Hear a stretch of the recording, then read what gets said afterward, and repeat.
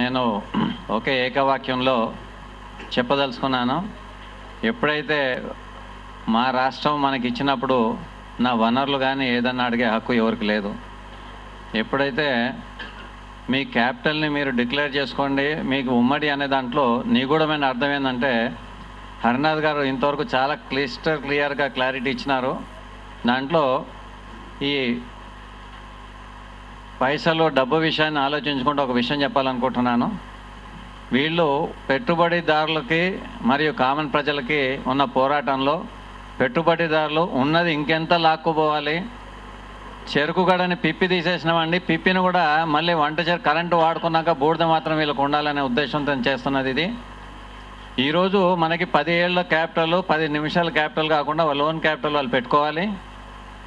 అదేవిధంగా ఇక్కడ నుంచి కొన్ని రోజులు నడిపించుకోవాలనే దాంట్లో ఎప్పుడైతే ఈ వరల్డ్ గేమ్స్ వచ్చినప్పుడు సిఎంసి బాలయోగిని 6 నెలల్లో 3 నెలల్లో అంత పెద్ద ఒక స్పోర్ట్స్ విలేజ్ అని డెవలప్ చేసిన దానికి మరి అంత పెద్ద ఘనాపాటి వాళ్ళు ఉన్నప్పుడు అదే 6 నెలల్లో వాళ్ళు వర్కౌట్ చేసుకోమని చెప్పండి, and they can able to do everything.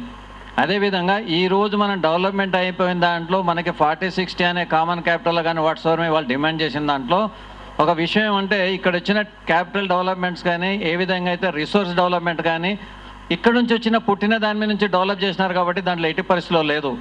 రెండోది ఎకనమిక్ దాంట్లో చూసుకున్నప్పుడు 2002 నుంచి 2004లో లిబరైజేషన్ పాలసీలో సెజ్లో వచ్చింది. విపరీతంగా భూములు పెట్టేసుకొని వాళ్ళ యొక్క ఫ్రీ మనీని తీసుకొచ్చి వరల్డ్ గవర్నమెంట్ నుంచి ఎక్కడి నుంచో డబ్బుల్ని దీన్ని తనఖా పెట్టి వాళ్ళు డెవలప్ చేసుకున్న దాంట్లో 7 సంవత్సరాల నుంచి 14 సంవత్సరాల వరకు హాలిడేస్ కానీ ఫ్రీ ట్యాక్సేషన్ తీసుకొని ఈ 14 ఏళ్ళు కానీ 5 ఏళ్ళు కానీ మొత్తంగా దీంట్లో ఆలోచించుకున్నాక అదే మళ్ళీ ఈ పాలకులు ఆంధ్రాలో సామాన్యులకి మళ్ళీ కొట్టడానికి ఈ ఇండస్ట్రీస్ని మళ్ళీ అక్కడ కట్టి ఇంకా 14 ఏళ్ళు కొట్టుకోవడంలో తప్పితే సామాన్య ప్రజలకి ఆంధ్ర ప్రాంతంలో కానీ తెలంగాణ ప్రాంతంలో కానీ ఏమి లేదు. కాబట్టి నిర్ద్వందంగా ఒక్కరోజు కూడా వాళ్ళకి ఆలోచన చేయకుండా వాళ్ళ క్యాపిటల్ నుంచి వాళ్ళే రన్ చేయాలి.